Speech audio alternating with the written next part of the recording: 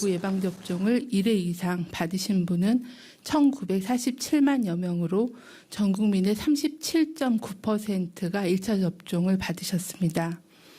이 중에 접종 완료자는 714만여 명으로 전 국민의 13.9%입니다. 연령대별 접종률을 보면 60대가 86.9%, 70대가 89.5%, 그리고 80대가 30.5%가 1차 접종을 완료하셨고 80세 이상 어르신은 77.1%가 접종을 완료하신 상황입니다. 지난주부터 접종이 시작된 50대는 현재 31.3%가 1차 접종을 완료하였고 이번 주, 다음 주까지 예방접종이 진행될 예정입니다.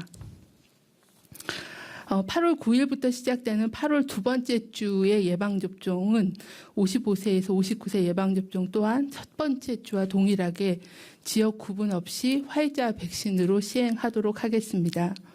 다만 모더나 백신만을 접종하는 위탁의료기관의 경우에는 모더나 백신을 공급하여 모더나 백신으로 접종을 진행할 예정입니다. 8월 둘째 주에 예방접종 일정이 예정되어 계시는 분들께는 예방접종일 전에 백신 종류를 문자로 개별 안내 드리도록 하겠습니다. 다음은 고령층 미접종자에 대한 접종 안내를 말씀드리겠습니다.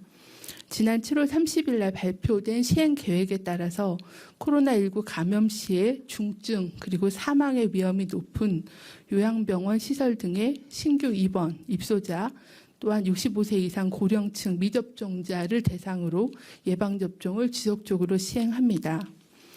먼저 요양병원, 요양시설 등의 입원, 입소하신 분들이나 종사자 중에 신규자와 또 그간에 미접종하셨던 분들에 대해서는 아스트라제네카 백신으로 접종을 시작하도록 하겠습니다. 지난 7월 27일부터 접종을 시행하고 있고 8월 말까지 접종을 진행할 예정입니다. 60세에서 74세 연령층 중 미접종자에 대해서도 상반기와 동일하게 아스트라제네카 백신으로 접종을 시행합니다.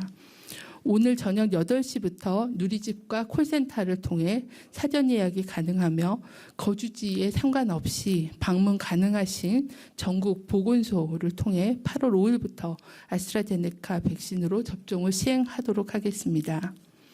75세 이상 연령층의 경우에는 별도의 기간 없이 예방접종 센터에서 개별 예약 후에 화이자 백신으로 접종을 지속하고 있습니다. 또한 60세 이상 연령층에서도 다른 연령층과 동일하게 SNS 당일 예약이나 예비 명단을 통해 위탁 의료기관에서 mRNA 백신 접종도 가능하십니다. 다음은 백신 도입 현황에 대해서 설명을 드리겠습니다. 8월 3일 개별 계약된 아스트라제네카 백신 118만 회분이 공급될 예정이며 이를 시작으로 8월에는 총 2,860만 회분의 백신이 공급될 예정입니다. 백신별로는 코박스 아스트라제네카 백신 83만 5천 회분, 그리고 개별 계약된 아스트라제네카 및 화이자 백신 1,730만 회분, 모더나 백신 1,046만 회분이 공급될 예정입니다. 백신별 세부 공급 일정이 확정되고 제약사와 협의되는 대로 공개하고 안내드리도록 하겠습니다. 다음은 이상반응 피해조사 주간 보고 상황을 말씀을 드리겠습니다. 현재까지 신고된 이상반응은 총 11만 7천여 건으로 신고율은 0.46%를 지속적으로 유지하고 있습니다. 신고 사례 중에 95%는 대부분 근육통, 두통 등과 같은 일반 이상반응이었고 중대한 이상반응은 4.9%였습니다. 백신 종류별로는 화이자 백신이 0.25%, 얀센이 0.67%, 아스트라제네카가 0.67%, 모더나가 0.23%였습니다. 다음은 예방접종 피해조사반의 사례 판정 현황에 대해서 말씀을 드리겠습니다. 현재까지 총 24회의 예방접종 피해조사반 회의가 개최가 되어 사망 및 중증 사례 1,070건 그리고 아나필락시스 의심 사례 431건에 대해 심의를 하였고 총 153건에 대해서 예방접종과의 인과성을 인정하였습니다. 백신 종류별로는 아스트라제네카 백신이 인정 사례가 5건이었습니다.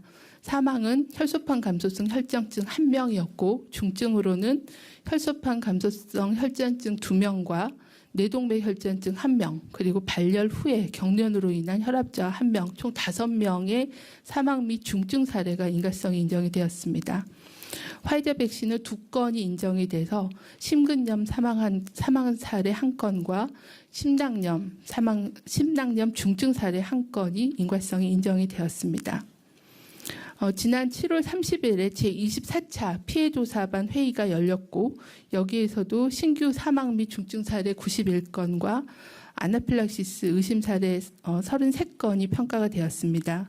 평가 결과 아나필락시스 의심 사례는 신규로 12건이 백신과의 인과성이 인정되었고 인과성 인정이 어렵다고 평가된 사례 중에 모세혈관 누출 증후군으로 추정되는 사망 1건, 그리고 혈소판 감소증으로 추정된 중증 2건, 그리고 길랑발의 증후군으로 추정되는 중증 1건, 총 4건이 예방접종과의 인과성의 근거가 불명확한 경우로 분류가 돼서 현재까지 총 14명이 인과성 근거가 불명확한 사례로 분류가 되어 진료비 지원 대상이 되었습니다. 현재 예방접종이 진행되고 있습니다. 안전한 예방접종을 위해서는 코로나19 백신 접종 후에 드물게 발생할 수 있는 중증 이상 반응에 대한 주의가 필요합니다. 모든 백신에서 발생할 수 있는 아나필락시스 예방을 위해서는 접종 후에 15분 내지 30분간 접종 기간에 머물면서 이상 반응이 생기는지에 대한 관찰을 하는 게 필요하고 귀가 후에도 3시간 이상은 주의 깊게 관찰하는 것이 중요합니다. 최근에 접종이 진행되고 있는 화이자 그리고 모더나 백신의 중대한 이상 반응은 심근염 그리고 심낭염의 이상 반응에 대한 주의가 필요합니다. 접종 후에 최소한 3일간은 특별한 관심을 가지고 건강 상태를 관찰하고 접종 후 일주일간은 격렬한 신체 활동을 피하는 것이 필요합니다. 접종 후에 심근염이나 심낭염을 의심할 수 있는 가슴 통증, 압박감, 불편감, 호흡곤란, 그리고 호흡 시의 통증, 그리고 심장이 빠르게 뛰거나 실신과 같은 증상이 새롭게 발생하거나 악화되는 경우에는 심근염, 심낭염을 의심해서 신속하게 의료기관의 진료를 받아주실 것을 당부를 드립니다. 아스트라제네카나 얀센 백신의 경우에는 혈소판 감소성 혈전증 그리고 길랑발의 증후군에 대한 주의가 필요합니다. 혈소판 감소성 혈전증은 접종 후 4일에서 4주 사이에 주로 발생하기 때문에 이틀 이상 지속되는 두통, 그리고 구토를 동반하거나 시야 흐려짐 등과 같은 증상이 있는 경우, 그리고 호흡곤란, 흉통, 그리고 복부 통증이나 팔다리 붓기 등과 같은 이상 반응이 생길 때는 진료를 받아주실 것을 요청을 드립니다.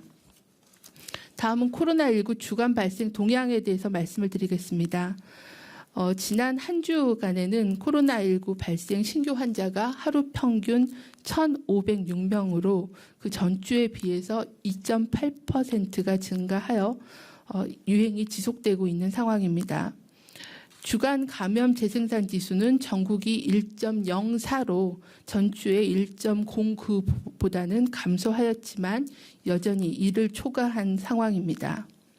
수도권의 경우에는 4단계의 사회적 거리두기 상향 조정과 방역 강화 대책의 이행으로 직전 일주보다는 감소한 상황으로 증가 추세는 둔화된 상황입니다. 비수도권은 직전 일주에 하루 평균 498.7명으로 전주에 비해서 증가하였고 부산, 경남, 대전 등에서 환자가 다수 발생하였습니다. 제가 비수도권 수치를 잘못 말씀드렸습니다. 비수도권 수치는 지난 한 주간 546.1명으로 전주에 비해서 증가한 수치입니다. 해외 유입 사례는 하루 평균 63명으로 전주에 비해서는 감소하였습니다. 현재까지 위중증 환자의 규모는 주간 단위에 280명 정도이며 사망자는 27명으로 환자 수가 증가함에 따라 위중증 사례가 증가하고 있는 양상입니다. 최근 4주간의 감염 경로는 지속적으로 가족, 지인, 직장 등의 소규모 확진자의 접촉으로 인한 비중이 계속 증가하고 있고 비수도권에서는 주로 지역 집단 발생에서의 발생이 보고되고 있는 상황입니다. 연령별로는 20대에서 50대에서 여전히 높은 발생률을 보여주고 있고 특히 10대 연령층에서는 4주 연속 발생률이 증가하였고 60대 이상에서도 소폭 증가한 양상입니다. 중앙방역대책본부는 지난 5월과 6월에 발생한 위중증 환자와 사망자에 대해 백신 접종에 따른 분석을 시행하였습니다. 지난 5월에서 6월의 확진자 중에 확진 후 28일간 관찰 기간이 경과한 34,945명에 대해서 접종력을 확인한 결과 미접종자는 96.7%였으며 1차 접종 완료자는 3%, 그리고 2차 접종을 완료하신 사람은 99명으로 0.3%였습니다. 위중증 및 사망자 중에 93.5%는 백신 접종을 받지 않으신 미접종자였습니다. 연령별로는 60세 미만에서는 99.2%가 미접종자였고 60세 이상에서는 90.6%가 백신 미접종자였습니다. 코로나19에 감염이 되더라도 예방접종은 위중증과 사망을 예방할 수 있기 때문에 국민들께서는 예방접종에 적극 참여해 주실 것을 요청을 드립니다. 거리두기 강화와 국민들 참여로 4차 유행 증가세가 완만해졌으나 유행이 지속되고 있습니다. 또한 고위험군 예방접종 이후에 치명률 감소세는 지속적으로 유지하고 있지만 국내 감염 규모가 커지면서 위중증 환자 수도 다시 증가하고 있습니다. 전염력이 높고 전파 속도가 빠른 델타 변이 바이러스 유행을 차단하기 위해서는 신속한 예방접종과 방역 조치를 병행하는 것이 필요합니다. 8월 초 이번 주도 본격적인 여름 휴가 기간입니다. 여름 휴가를 안전한 휴식으로 보낼 수 있도록 동거 가족 단위로 소규모로 한적한 곳에서 안전하게 여름 휴가를 보내주시기를 요청을 드립니다. 마스크는 항상 착용하고 동거 가족이 아닌 사람과의 접촉은 최대한 줄이고 감기 몸살과 같은 의심 증상이 생기면 신속하게 검사를 받아주실 것을 당부를 드립니다. 코로나19로부터 가장 안전하게 예방할 수 있는 방법은 백신 접종입니다. 8월은 60세에서 74세 연령층의 2차 접종이 예정되어 있습니다. 접종을 완료해야 델타 변이에 대한 대응을 할 수 있으므로 예약된 일정에 맞춰 2차 접종을 반드시 받아주실 것을 요청을 드립니다. 또한 60세 이상 고위험 연령층은 아직 접종을 받으시 않으신 분들은 1차 접종을 언제든지 받으실 수 있으므로 여러 이유로 아직 접종받지 않으신 분들께서는 접종을 받아주시기를 요청을 드립니다. 정부도 9월까지 전 국민의 70% 이상이 1차 접종을 받으실 수 있도록 백신 수급 관리와 안전한 예방접종에 최선을 다하겠습니다. 네. 이상입니다.